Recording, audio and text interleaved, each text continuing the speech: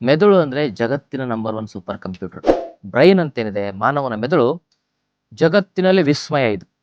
ಈ ಮೆದುಳಿನ ರಿಸರ್ಚ್ ಮಾಡ್ಲಿಕ್ಕೆ ಇನ್ನೂ ವಿಜ್ಞಾನಿಗಳ ಕೈಯಲ್ಲಿ ಆಗಿಲ್ಲ. ಏನಿದೆಯಪ್ಪ ಈ ಮೆದುಳಿನಲ್ಲಿ ಅಂತೇಳಿ. ಈ ಮೆದುಳಿನ ಶಕ್ತಿಯಿಂದನೇ ಮನುಷ್ಯ ಮಂಗಳ ಗ್ರಹಕ್ಕೆ ಹೋಗಿದ್ದಾನೆ.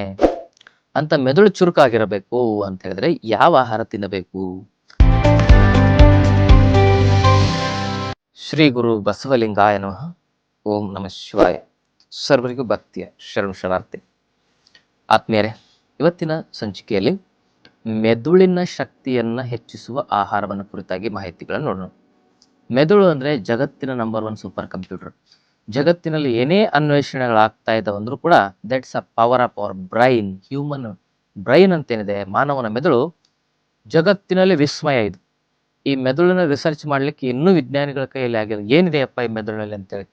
ಈ ಮೆದುಳಿನ ಶಕ್ತಿಯಿಂದನೇ ಮನುಷ್ಯ ಮಂಗಳ ಗ್ರಹಕ್ಕೆ ಹೋಗಿದ್ದಾನೆ, ಚಂದ್ರನ ಮೇಲೆ ಕಾಲಿಟ್ಟು ಬಂದಿದ್ದಾನೆ, ಮಿಲ್ಕಿ ವೇ ಗ್ಯಾಲಕ್ಸಿಯನ್ನ ಕಂಡುಹಿಡಿದಿದ್ದಾನೆ, ಈ ಬಿಗ್ ಬ್ಯಾಂಗ್ ಥಿಯರಿಯನ್ನ ಕಂಡುಹಿಡಿದಿದ್ದಾನೆ, ಶರೀರದ ಒಳಗಡೆ ಯಾವ ರೋಗ ಬರ್ತಾ ಇದೆ ಅಂತಕ್ಕಂಥ ಕಂಡುಹಿಡಿತಕ್ಕಂಥ ಹಲವಾರು ಯಂತ್ರಗಳನ್ನ, ಎಕ್ಸ್ರೇ ಸ್ಕ್ಯಾನಿಂಗ್ ಮಷಿನ್ಗಳನ್ನ, ಬ್ಲಡ್ ಟೆಸ್ಟಿನ ಮಷಿನ್ಗಳನ್ನ, ಇವೆಲ್ಲ ಬಯೋಸ್ಕೋಪ್ ಅನ್ನ, ಮೈಕ್ರೋಸ್ಕೋಪ್ ಅನ್ನ ಕಂಡುಹಿಡಿದಿರ್ತಕ್ಕಂಥದ್ದು ಯಾವುದು ಅಂದ್ರೆ ಮಾನವನ ಮೆದುಳು. ಅಂತ ಮೆದುಳು ಚುರುಕಾಗಿರಬೇಕು ಅಂತ ಹೇಳಿದ್ರೆ ಯಾವ ಆಹಾರ ತಿನ್ನಬೇಕು? ಬಹಳ ಜನ ಮಕ್ಕಳು ಶಾಲೆಯಲ್ಲಿ ಏನಾಗ್ತಿರ್ತಾರೆ, ಫೇಲ್ ಆಗ್ತಿರ್ತಾರೆ. ಕಾರಣ ಏನಂದ್ರೆ ಮೆದುಳು ಇರ್ತದೆ, ಚುರುಕಿರೋದಿಲ್ಲ. ಏಕಾಗ್ರತೆ ಶಕ್ತಿ, ಜ್ಞಾಪಕ ಶಕ್ತಿ ಕಮ್ಮಿ ಇರ್ತದೆ. ಅದನ್ನು ಹೆಚ್ಚಿಸ್ತಕ್ಕಂಥ, ಮೆದುಳಿನ ಚುರುಕುಗೊಳಿಸ್ತಕ್ಕಂಥ ಆಹಾರಗಳನ್ನ ನಾವು ಹೇಗೆ ಸೇವನೆ ಮಾಡಬೇಕು ಅನ್ನೋದನ್ನ ನೋಡೋಣ. ಮೊದಲನೇದಾಗಿ ಒಂದೆಲಗ ಅಂತ ಕರೀತಾರೆ, ಮಂಡೂಕ ಪರ್ಣಿ ಅಂತ ಆಯುರ್ವೇದ ಶಾಸ್ತ್ರದಲ್ಲಿ ಕರೀತಾರೆ. ಅದರ ಎಲೆಗಳನ್ನ ಮಕ್ಕಳಿಗೆ ಪ್ರತಿನಿತ್ಯ ಕಲ್ಲು ಸಕ್ಕರೆ ಅಥವಾ ಬೆಲ್ಲ, ಜೇನುತುಪ್ಪದ ಜೊತೆಗೆ ಬೆಳಗ್ಗೆ ಎದ್ದು ಒಂದು 4ರಿಂದ 6 ಎಲೆಗಳು, ದೊಡ್ಡವರಾದ್ರೆ 10ರಿಂದ 12 ಎಲೆಗಳನ್ನ ಬೆಳಗ್ಗೆ ಸೇವನೆ ಮಾಡೋದ್ರಿಂದ ಮೆದುಳಿಗೆ ಒಳ್ಳೆಯದು.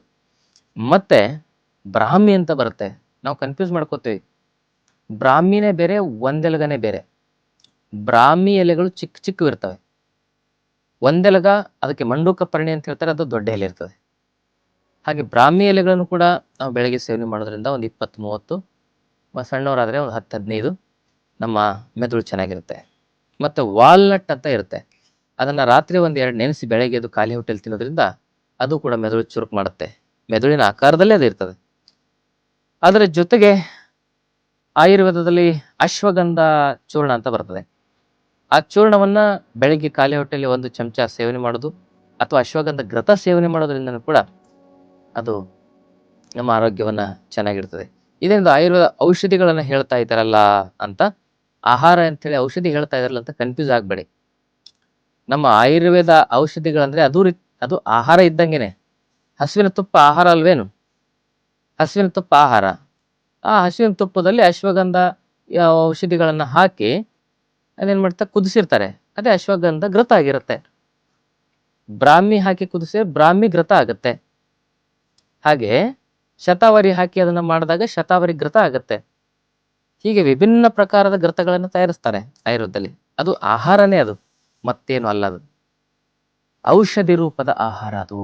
ಅದಕ್ಕೆ ಇವನ್ನೆಲ್ಲ ಬಳಸ್ಬೋದು ಮೆದುಳು ಚುರುಕಾಗ್ಲಿಕ್ಕೆ. ಮತ್ತೆ ಜ್ಯೇಷ್ಠ ಮಧು, ಅದು ಕೂಡ ಮೆದುಳಿಗೆ ಬಹಳ ಒಳ್ಳೆಯದು. ಸಣ್ಣ ಮಕ್ಕಳಿಗೆ ಜ್ಯೇಷ್ಠ ಮಧು ಚೂರ್ಣವನ್ನ ಜೇನು, ಹಸುವಿನ ತುಪ್ಪದೊಂದಿಗೆ ಮಿಶ್ರಣ ಮಾಡಿ ಬೆಳಗ್ಗೆ ತಿನ್ನಿಸೋದ್ರಿಂದ ಮೆದುಳು ಚುರುಕಾಗುತ್ತೆ. ಹೀಗೆ ಇವೆಲ್ಲವೂ ಕೂಡ ಮೆದುಳನ್ನು ಚುರುಕು ಮಾಡತಕ್ಕಂಥ ಆಹಾರಗಳು.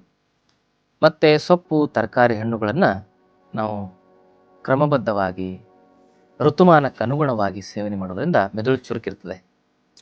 ಬೆಳಗ್ಗೆ ಎದ್ದು junk food, fast food, bakery ಪದಾರ್ಥ, ಚಹಾ, ಕಾಫಿ ಇಂಥವೆಲ್ಲ ಪದಾರ್ಥಗಳನ್ನ ನಾವು ತಿನ್ನೋದ್ರಿಂದ ನಮ್ಮ ಜೀರ್ಣಾಂಗ ವ್ಯವಸ್ಥೆ ಹಾಳಾಗುತ್ತೆ. ಅದು ಮೆದುಳಿನ ಮೇಲೆ ಪ್ರಭಾವವನ್ನು ಬೀರುತ್ತೆ. ಅದಕ್ಕೆ ನಮ್ಮ ಕರುಳು ಕೂಡ ಸೆಕೆಂಡ್ ಬ್ರೈನ್ ಅಂತ ಹೇಳ್ತಾರೆ. ಕರುಳು ಅನ್ನುವ ಮೆದುಳು ಹಾಳು ಮಾಡಿಕೊಂಡ್ರೆ ನಮ್ಮ ಮಸ್ತಿಷ್ಕದಲ್ಲಿರ್ತಕ್ಕಂಥ ಆ ಮೆದುಳು ಕೂಡ ಹಾಳಾಗುತ್ತೆ. ಹಾಗಾಗಿ ಆದ್ಮೇಲೆ ಮೆದುಳಿನ ಆರೋಗ್ಯಕ್ಕೆ ಒಳ್ಳೆಯ ಆಹಾರಗಳನ್ನು ತಿನ್ನಿ. ನಾನು ಹೇಳಿರ್ತಕ್ಕಂಥ ಈ ಪದಾರ್ಥಗಳನ್ನು ನಿಯಮಿತವಾಗಿ ಬಳಸಿ ನಿಮ್ಮ ಮೆದುಳನ್ನು ಚುರುಕಾಗಿ ಇಟ್ಕೊಳ್ಳಿ. ಸಂದೇಹಗಳೇನಾದ್ರು ಇದ್ದರೆ ಕಮೆಂಟ್ ಮೂಲಕ ಕೇಳಿ. ನಮ್ಮ ಆಶ್ರಮದಲ್ಲಿ 5 ದಿನದ ಆರೋಗ್ಯ ಶಿಬಿರ ನಡೀತಾ ಇದೆ. ಅಲ್ಲಿ ನಾವು ನಿಮಗೆ ಯೋಗ, ಧ್ಯಾನ, ಪ್ರಾಣಾಯಾಮ, ಷಟ್ಕ್ರಿಯೆಗಳು, ಆಮೇಲೆ ಶರೀರದ ಗುಣಧರ್ಮ, ಶರೀರದ ರೋಗಶಾಸ್ತ್ರ ಹಾಗೂ ಆಹಾರ ವಿಧಾನ, ದಿನಚರ್ಯ, ಋತುಚರ್ಯ, ಆಹಾರಚರ್ಯ ಇವೆಲ್ಲದನ್ನ ಸರಿಯಾದ ಶಾಸ್ತ್ರಬದ್ಧವಾದ ವಿಚಾರಗಳನ್ನು ತಿಳಿಸ್ಕೊಡ್ತೇವೆ.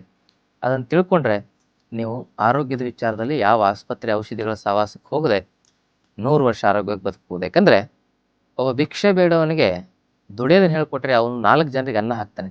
ಹಾಗೆ ನಾವು ಕೂಡ ಆರೋಗ್ಯದ ಭಿಕ್ಷೆಯನ್ನು ಬೇಡದೆ ಆರೋಗ್ಯದ ಜ್ಞಾನವನ್ನು ತಿಳ್ಕೊಂಡ್ರೆ ನಮ್ಮ ಸಮಸ್ಯೆ ನಾವೇ ಕಂಡಿಡಿದು ಆ ಸಮಸ್ಯೆಯನ್ನು ಮನೆಯಲ್ಲೇ ನಾವು ಪರಿಹಾರ ಮಾಡ್ಕೊಳ್ಬೋದು ಅಂತಕ್ಕಂಥ ವಿಚಾರವನ್ನು ತಿಳಿಸ್ತಾ ಆ ಶಿಬಿರಕ್ಕೆ ತಾವೆಲ್ಲರೂ ಕುಟುಂಬ ಸಮೇತರಾಗಿ ಬಂದು ಅದರ ಪ್ರಯೋಜನವನ್ನು ಪಡ್ಕೊಳ್ಳತಕ್ಕಂಥ ವಿಶೇಷ ಸೂಚನೆಯೊಂದಿಗೆ ತಮ್ಮೆಲ್ಲರಿಗೂ ಶರಣಾರ್ಥಿ. ಮತ್ತಷ್ಟು ಆಯುರ್ವೇದ ಹಾಗೂ ಯೋಗ ಹೆಲ್ತ್ ಟಿಪ್ಸ್ಗಾಗಿ ಶ್ರೀಗಂಗಾ ಯೋಗ ಚಾನೆಲ್ನ ಸಬ್ಸ್ಕ್ರೈಬ್ ಮಾಡಿ. ಹಾಗೆಯೇ ಫೇಸ್ಬುಕ್ ಮತ್ತು ಇನ್ಸ್ಟಾಗ್ರಾಂನಲ್ಲಿ ಮಿಸ್ ಮಾಡದೆ ಫಾಲೋ ಮಾಡಿ.